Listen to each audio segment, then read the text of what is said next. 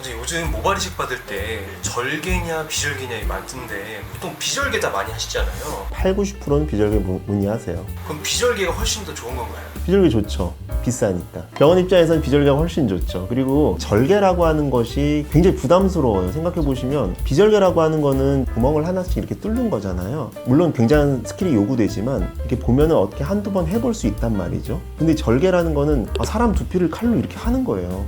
저도 상상하면은 약간 좀 무섭더라고요 이게. 무섭죠. 그렇기 때문에 그게 환자한테도 부담이 가지만 저희한테도 부담이 가요. 왜냐면 흉터 크게 남으니까. 그렇기 때문에 비절개가 훨씬 심적으로는 편할 수가 있죠. 그럼 비절개는 흉터가 안 생기는 건가요? 많이 오해를 하시는데 비절개가 흉터가 없다는 아니에요. 비절개 모발이식은 후두부를 이게 칼로 이렇게 길게 절개하지 않아서 선상 흉터가 없다 이런 뜻이에요. 비절개의 정식 명칭은 비절개가 아니에요. 펀치식이거든. 펀치.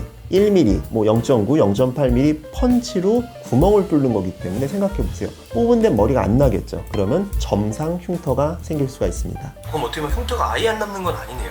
흉터의 모양이 다르다 이렇게 이해를 하시면 좋을 것 같아요. 근데 이 점상 흉터기 때문에 이거를 분산시켜 놓으면 흉터가 분산되기 때문에 잘 안 보이는 것 뿐이죠. 특히나 후두부 모발 밀도가 굉장히 좋은 분들이 있죠. 요즘에 20대 젊은 친구들은 후두부 모발이 굉장히 밀도가 좋고 두껍고 그렇거든요. 그런 분들한테 비절개 수술을 하시면은 흉터가 거의 안 보인다 이렇게 설명을 드리고 있는데, 그래서 이 비절개 수술은 점상 흉터다 이 사실에 대해서 일단 명확하게 인지를 하시고 계시는 게 좋습니다. 근데 이 비절개 모발이식 하려는 분들은 이런 사실들을 다 모르는 거잖아요. 맞습니다. 그래서 비절개 생각하시고 오시는 분들이 오해가 흉터가 없다 이런 것들을 생각을 하고 오시는데, 제가 지금부터 비절개 수술 5가지 문제점에 대해서 하나하나씩 짚어드리도록 하겠습니다. 첫 번째는 아까 말씀드렸듯이 비절개는 하나씩 펀치를 채취하는 거예요. 그래서 점의 형태로 흉터가 남습니다. 모낭을 뽑아낸 자리가 이렇게 아물면서 주변 피부색보다 조금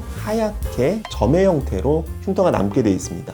대부분은 사실은 머리카락에 가려져서 잘 보이지 않아요. 그렇기 때문에 젊은 남자분들도 많이 선호를 하시죠. 근데 여러분께서 평소에 뒷머리를 아주 짧게 이렇게 스포츠형으로 자르시거나 피부톤이 또 어두운 편이라면 이런 하얀 점들이 검은 머리카락 사이에서 더 눈에 띄어갖고 오히려 이런 것들이 스트레스가 된다 이런 말들을 하세요. 자, 흉터가 없다는 말만 믿고 수술했다가 잘못해서 이런 점 흉터 이런 것들이 오히려 컴플렉스가 생길 수가 있는 거죠. 자, 이게 말로만 해서는 잘 이해가 안 되실 거예요. 자, 제가 오늘 보여드리는 사례는 흉터에 대해서 아니면 비절개 모발이식에 대해서 어쩌면 못 보신 사진일 수도 있는데 놀라지 마세요. 사진 한번 보여드릴게요. 이 사진 보면 어떤 생각이 드세요? 그냥 파먹은 것 같은데요. 맞아요. 쥐파 먹은 것 같죠. 이런 흉터가 생길 수가 있어요. 쥐파 먹은 것 같은 흉터. 자세히 보시면 이게 이분의 정상 밀도예요. 그래서 비절개 펀치를 할 때 하나 옆에 하나, 그 옆에 또 이렇게 하면 생각해 보세요. 점 흉터가 여러 개 붙어 있으면 굉장히 커지겠죠. 그게 오히려 더 큰 흉터를 나타낼 수가 있어요. 이렇게 보면 여기의 밀도와 여기의 밀도는 완전히 다르거든요. 그래서 이런 점 흉터가 과도해지면 잘못하면 이런 흉터까지 남을 수도 있다 이렇게 생각을 하시면 좋을 것 같아요. 이분은 아마 제가 예상을 하건대 저희 병원 환자는 아니었거든요. 3,000모낭 이상 아니면 4,000모낭 이렇게 대량 이식을 했을 가능성이 커요. 그러니까 모수로 따지면 뭐 7, 8,000모 이렇게 되겠죠. 그래서 이런 경우에는 오히려 절개로 하시면은 이렇게 천상밀도 한 줄이 남겠죠. 아니면 예를 들어 혼합법이란 방법으로 하시면 절개로 뭐 일정량 4,5천 개 정도를 채취를 하고 나머지를 좀 분산시켜서 비절개를 채취를 했으면 후두부에 이런 흉터가 남지 않을 수도 있죠. 그렇기 때문에 무조건 비절개가 흉터가 없다 이런 오해는 안 하셨으면 좋겠어요. 자, 두 번째 문제는 뒷머리가 듬성듬성 뒷머리 밀도가 떨어지는 거 이거 굉장히 중요합니다. 이런 것들이 또 의사의 경험과 실력에 따라서 결과가 극명하게 갈릴 수 있는 부분입니다. 자, 보시면 이거 어떠 보이세요? 이게 머리인가요? 뒷머리인가요? 네, 제가 확대를 해서 좀 그렇긴 한데 자세히 보시면 조금 줄여볼까요? 비절개를 이렇게 줄처럼 뽑아놓은 거죠. 우리가 이런 경우는 언제 생기냐면 비절개 우리가 삭발하기 싫어요 라고 얘기를 해서 줄처럼 조금만 삭발을 하고 그 부위에서 많이 뽑아내면 오히려 뽑은 자리가 이렇게 절개 흉터처럼 남기도 합니다. 그래서 우리가 삭발 범위를 우리가 결정을 하는 데 있어서 너무 좁은 데에서만 삭발해서 거기서 많이 뽑으면 오히려 흉터가 이런 식으로 남아요. 그래서 비절개는 항상 강조하지만 차라리 넓은 범위에서 최대한 랜덤하게 그렇게 뽑아야 나중에 머리카락이 자랐을 때 오히려 티가 안 난다 이렇게 설명을 드리고 있습니다. 그래서 이분 같은 경우에는 이제 뒷머리를 이렇게 잘 뽑아서 앞머리는 뭐 잘 채워졌겠지만 뒷머리가 이런 줄 흉터가 남는다는 것 자체도 오히려 너무나 안타까운 상황이죠. 이렇게 잘못 뽑으면은 오히려 절개 흉터 한 10줄 만드는 거랑 비슷해요. 차라리 절개 흉터가 날 것 같은데요, 제가 보기에는. 이런 분들 종종 오세요, 저한테. 생각보다 많이 있습니다. 그래서 이런 분들 극단적으로 얘기지만 어떤 줄 흉터 같은 것들이 굉장히 커지면은 그 부위를 오히려 좀 메꾸고 싶어 하세요. 그러면 또다시 비절개로 딴 데다가 뽑아다 거기다 메꾸기도 하고, 이런 흉터 이식 수술을 2차로 진행할 수도 있습니다. 그럼 뒤에서 뽑아서 앞으로 심었다가 딴 데서 뽑고 또 뒤에서 심는 거네요? 딴 데서 뽑아서 뽑은 데를 또 채우는 거죠. 그래서 이제 비절개는 저희 거 한번 보여드릴게요. 일단 저희 병원에서는 이제 후두부를 최대한 넓게 삭발을 해서 그 다음 랜덤하게 채취를 합니다. 물론 전체 두피를 다 쓰는 거는 아니에요. 나중에 탈모가 진행됐을 때 좀 필요한 부분을 남겨놓기도 합니다. 이거는 좀 극단적인 얘기는 한데 한번 보시면 점들이 조금 더 분산되어 있죠. 이렇게 채취를 하시면 한 2주 정도 지난 사진이거든요. 머리가 잘하면 안 보이죠. 보통 우리가 2주 정도 지나면 6mm 투블럭한 머리 정도가 돼요. 그러면 대략적으로 이런 느낌이 나죠. 사실 이런 분들 자세히 보시면 아주 빨간 점들이 아직 남아있긴 있어요. 하지만 한 1m 앞에서 이렇게 봤을 때는 잘 티가 안 나게 되죠. 전체적으로 점들을 분산시켜서 뽑는 게 굉장히 중요하다고 할 수 있습니다. 요즘은 여성 환자분도 대부분 비절개를 원하시거든요. 긴 머리를 갖고 있는데 사실은 삭발하기 싫잖아요. 그래서 저희는 부분적으로 이제 박스컷이라고 하는 삭발을 하는데, 자, 요게 한 달 차예요. 한 달 차 사진에서 머리카락이 이렇게 자라죠. 제가 항상 설명드리는 건 이런 거예요. 자, 여기 100개가 있으면 띄엄띄엄 20개에서 30개만 뽑아야 된다 설명드리거든요. 물론 교과서적으로는 뭐 50%를 이런 게 있긴 있습니다만 제가 해보니까 한 20-30개만 뽑는 게 오히려 좋더라고요. 이렇게 하시면 한 달 지나면 아무 신경을 안 쓰세요. 저희가 보통 경과를 2달 차에 보는데 2달 정도면 생각해 보시면 2에서 3cm 뒷머리가 자라 있거든요. 그렇기 때문에 뒷머리도 많이 자라 있고 흉터도 안 보이기 때문에 2달 차에 저한테 와서 뭐 머리가 어떻다 저떻다 한 분은 저도 한 번도 보지 못했어요. 참고로 제가 예전에 와이프 수술해줬거든요. 이걸로 해줬습니다. 비절개 삭발로. 저희가 보통 여성분들은 이제 3,000모 정도 이식을 채취를 할 때 보통 큰 박스 2개 정도를 해요. 그러면 위에 큰 박스, 아래 큰 박스, 이거 좀 가려서 안 보이는데 이렇게 옆으로 박스가 2개 있다고 보시면 돼요. 이게 정확히는 한 3주 정도 된 사진이거든요. 3주에서 4주. 크게 티 안 나죠. 그래서 여자분들은 이렇게 넓은 범위에서 박스컷으로 해서 랜덤하게 분산시켜서 채취를 하시면 후두부 흉터에 대해서는 신경 쓰지 않으셔도 괜찮습니다.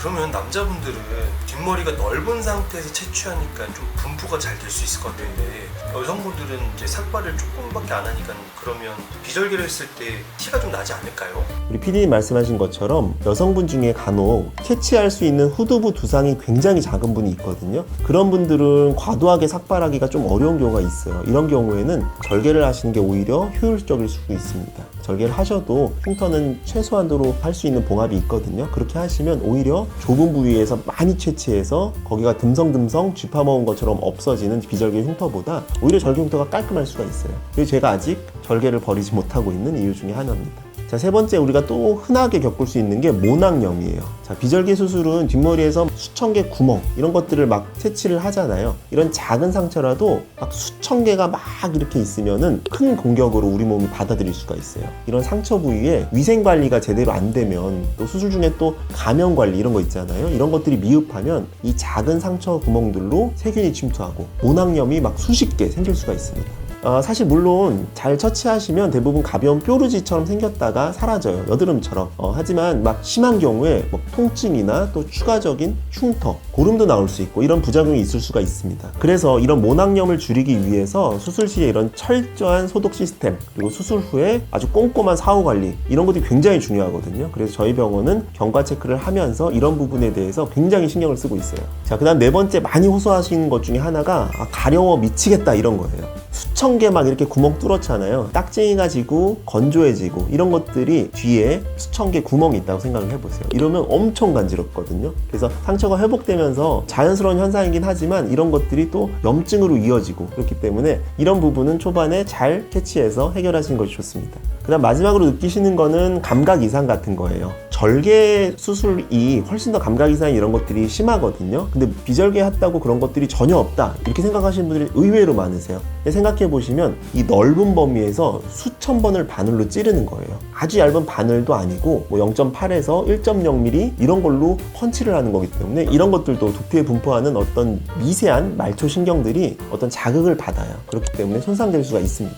그래서 수술 후에 뭐 두피가 얼얼하거나 찌릿찌릿하거나 뭐 남의 살처럼 감각이 둔해지는 이런 증상들, 절개뿐 아니라 비절개에서도 몇 달간 지속될 수가 있습니다. 물론 대부분의 감각은 보통 3개월 정도면 거의 다 돌아와요. 뭐 길게 가는 분들은 한 6개월까지 갈 수도 있어요. 하지만 환자 입장에서는 사실 비절개 수술 전에는 미처 예상하지 못했을 거예요. 그렇기 때문에 이런 증상이 있으면 오히려 절개 수술보다 되게 당황스러워 하세요. 이런 것들이 불편한 과정일 수가 있죠. 그래서 이런 불편한 증상, 이런 세세한 것까지 제가 다 설명을 미리 드리거든요. 부작용이 나타나고 나서 제가 설명하는 거는 변명밖에 안 되잖아요. 제가 오늘 드리고 싶은 말씀은 사실 저희 병원에서도 비절개 수술이 훨씬 많아요. 70~80% 이상은 비절개 수술을 합니다. 하지만 제가 드리고 싶은 진짜 메시지는 유행하는 수술법을 이렇게 맹목적으로 막 따르기보다는 환자분 한 분 한 분께 가장 좋은 결과를 안겨줄 수 있는 최적의 수술이 있어요. 그렇기 때문에 본인한테 맞는 수술법을 찾아야 맹목적으로 비절개가 좋다 그렇게 따르시면 안 된다는 거를 꼭 강조하고 싶습니다. 제가 비절개 수술을 절대 하면 안 되는 사람 유형에 대해서도 이전에 찍어놓은 영상이 있는데 궁금하신 분들은 해당 영상을 보시면 큰 도움이 되실 거예요. 그래서 환자분이 오시면 사실 이 사람이 절개가 맞는지 비절개가 맞는지 환자 입장에서는 모를 수가 있어요. 그래서 제가 수술 전에 어떤 과정보다도 이런 진단의 과정에 제 모든 시간을 쏟습니다. 후두부 상태를 정확히 진단하고 또 환자분의 모발의 굵기, 또 모낭의 형태, 곱슬기 그리고 중요한 후두부 밀도 이런 것까지 정확하게 분석을 해서 그런 데이터를 바탕으로 환자분께 가장 좋은 선택을 제가 권해드리고 있습니다. 자, 이 모발 이식 수술이 단순히 머리카락을 이렇게 슉 옮겨 놓는 쇼핑이 아니죠. 여러분의 소중한 모낭과 또 한 번뿐일지 모르는 어떤 기회 이런 걸 다루는 아주 중요하고 또 되돌릴 수 없는 수술이에요. 그렇기 때문에 어떤 광고나 화려한 문구 이런 것들에 속지 마시고 여러분의 상태를 가장 정확하게 진단하고 여러분에게 가장 좋은 결과를 안겨줄 수 있는 저 같은 이런 진실된 의사를 만나서 좋은 결과 있으시기 바랍니다. 추가적으로 또 궁금한 점 있으시면 언제든 댓글로 남겨주세요. 제가 다 확인하겠습니다. 자, 오늘 영상 유익하셨다면 구독, 좋아요, 따뜻한 응원 부탁드리겠습니다. 자, 지금까지 여러분의 소중한 모낭을 지키는 탈모의사 오일은 홍주영이었습니다. 감사합니다.